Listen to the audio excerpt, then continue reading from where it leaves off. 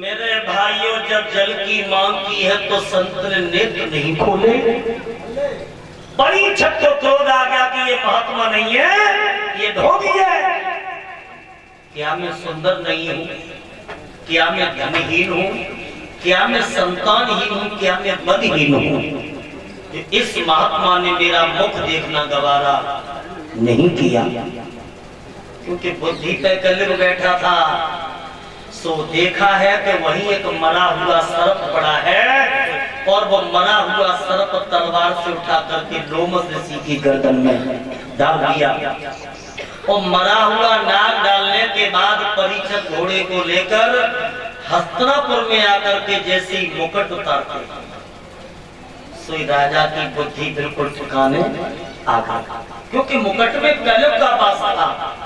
और बुद्धि ठिकाने आ गई तो राजा रोने लगे कि एक संत का मैंने बहुत बड़ा अपमान किया, अब संत की आत्मा हमें कभी माफ नहीं करेगी।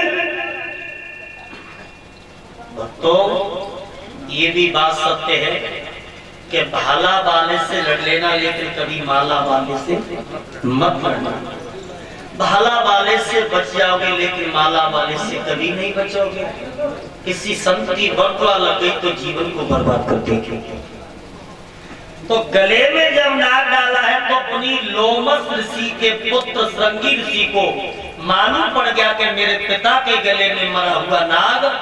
तो राजा परीक्षक डाल के गए।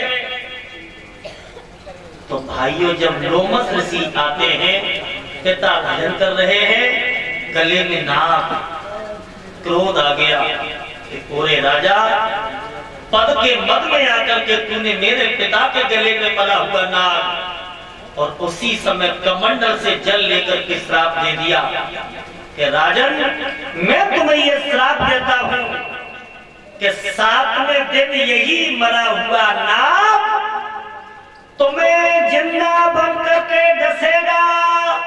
ये मेरा श्राप है, श्राप।